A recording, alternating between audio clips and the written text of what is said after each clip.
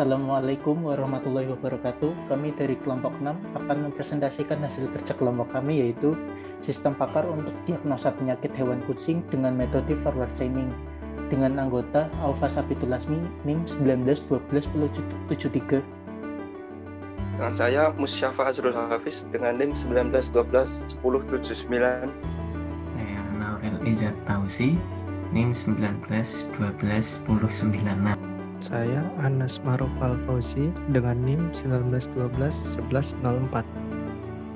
Dan saya Muhammad Nurul Huda dengan NIM 1912-1107.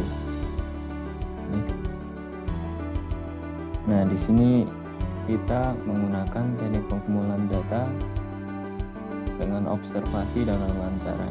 Nah, di sini ada link terkait untuk pengumpulan data. Oke, next. Bagian ini tentang kaidah produksi. Di antaranya aturan 1, jika bersin, demam, depresi, maka distemper kucing. Aturan 2, jika bersin, diare, muntah, maka ingus. Aturan 3, jika bersin, muntah, sembelit, maka leptospirosis pada kucing. Aturan 4, jika demam, muntah, benjolan, maka skabies. Aturan 5, jika demam, pembengkakan, maka leukemia. Oke, next. Nah, di sini adalah tabel kaidah produksi. Di antaranya terdapat ID dan penyakit. ID P1 dengan penyakit distemper kucing, ID P2 dengan penyakit ingus, ID P3 dengan penyakit leptospirosis pada kucing, dengan ID P4 penyakit skabies, ID P5 dengan penyakit leukemia. Oke, selanjutnya. Pada tabel kaidah produksi, di sini ada ID gejala dan gejala. G1 bersin, G2 demam, G3 depresi, G4 diare, G5 muntah, G6 benjolan, G7 pembekakan, G8 infeksi saluran kemih, G9 sembelit.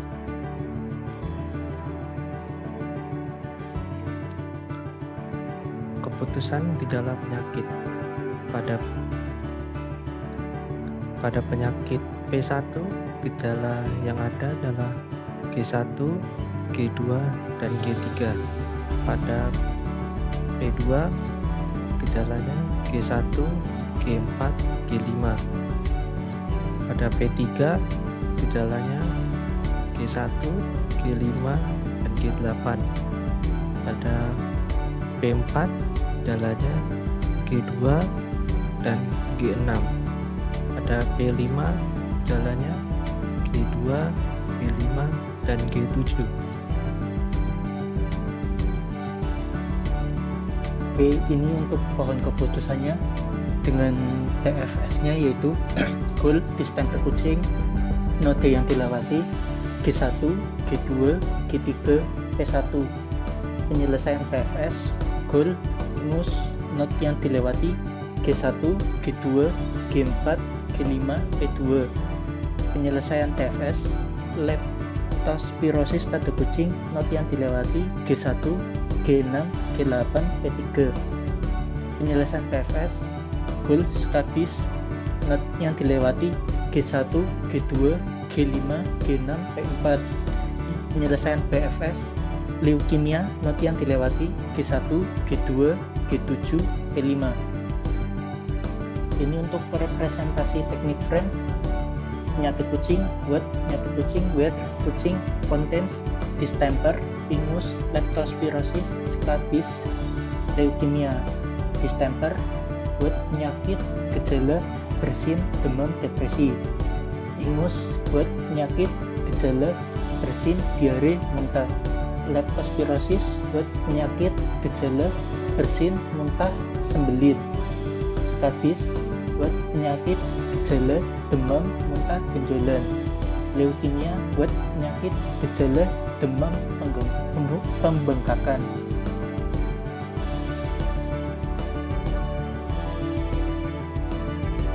Nah, di sini ada penulisan inferensi dengan forward chaining. Nah, di sini diagnosis penyakitnya indikatornya adalah A. Goalnya jadi A untuk pertama if A and B dan C, kedua if C dan E, ketiga if B dan E and B dan F, terus 4 if A dan D dan B, terus 5 if E dan F dan D dan B, terus 6 if E dan B dan A dan J, terus 7 if C dan F dan H. Nah, untuk fakta awal yang sudah diketahui kebenarannya adalah A, D, I. Nah, untuk rules pertama if A dan B tidak hanya ada di fakta awal yang kebenarannya hanya satu, karena G tidak sesuai kebenarannya, maka C juga belum dikatakan sesuai. Begitu juga di rules 3 C maka E, untuk C sendiri masih belum juga kita kebenarannya E jadi juga sama. Untuk rules 3 juga sama. DI ada kebenarannya, tapi dia belum masuk dalam fakta awal juga tidak ada, maka belum bisa dikatakan kebenarannya. Dan untuk rules 4 jika A dan D maka D. Untuk A dan D karena sudah ada di fakta awal, jadi sudah diketahui kebenarannya, maka G juga akan masuk ke fakta baru. Untuk tambahan, jadi dikatakan benar, jadi untuk G masuk ke fakta baru. Nah, untuk terus 5 jika I dan F dan G maka B, karena F tidak masuk jadi belum diketahui kebenarannya untuk B nya. Untuk 6 E dan B dan A dan maka J juga belum diketahui kebenarannya, karena hanya A saja yang diketahui itu benar. Dan untuk terus 7 C dan F, karena C dan F belum ada untuk fakta kebenarannya, maka H juga belum dikatakan benar. Kembali lagi ke terus pertama A dan G maka C.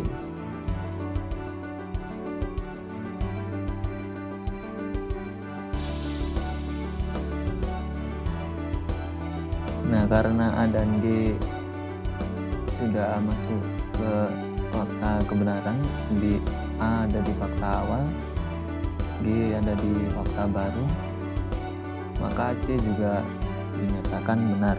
Jadi C masuk ke dalam fakta baru. Nah, untuk terus kedua jika C maka E, karena C sudah masuk dalam fakta baru dan dinilai benar, maka E juga dinilai benar, jadi masuk ke fakta baru. Untuk rules 3 jika D dan I dan G maka F. D, I dan G karena sudah masuk ke fakta ada di fakta awal dan fakta baru, maka sudah diketahui kebenarannya, maka F juga termasuk sudah dalam kebenaran juga. Jadi F dimasukkan ke fakta baru. Dan untuk rumus keempat, A dan D dan G. A dan D dan G.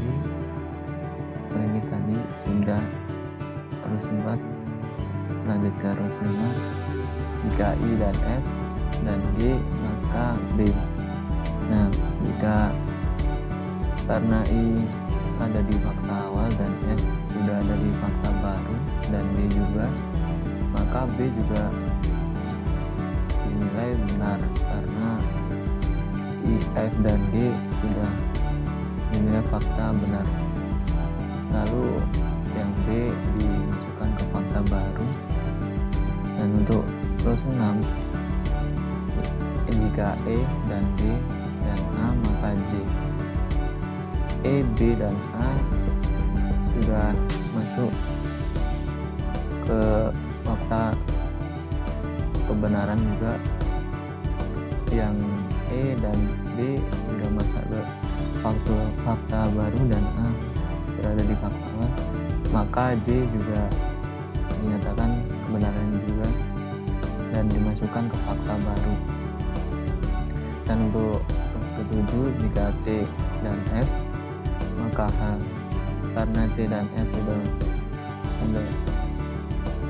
untuk fakta kebenarannya, jadi sudah dinilai benar di fakta baru ada, maka H juga dinilai kebenarannya dan H masuk ke dalam fakta baru. Jadi untuk diagnosis penyakit H, jadi H dinilai benar. Jadi goal H, untuk goal H sudah dinilai benar karena sudah ada di dalam fakta kebenaran dari fakta baru paling akhir sudah ditemukan. Begitu saja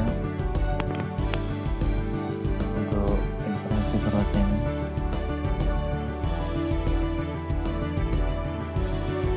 Kemudian untuk referensi beserta linknya, di sini kami menggunakan 4 referensi. Yang pertama adalah sistem pakar diagnosa penyakit kucing dengan Naive Bayes. Yang kedua, sistem pakar penyakit kulit pada kucing menggunakan metode Naive Bayes berbasis web. Yang ketiga, sistem pakar penyakit kucing menggunakan metode forward chaining berbasis web. Dan yang keempat, sistem pakar diagnosa penyakit pada hewan kucing berbasis web. Sekian dari kelompok kami.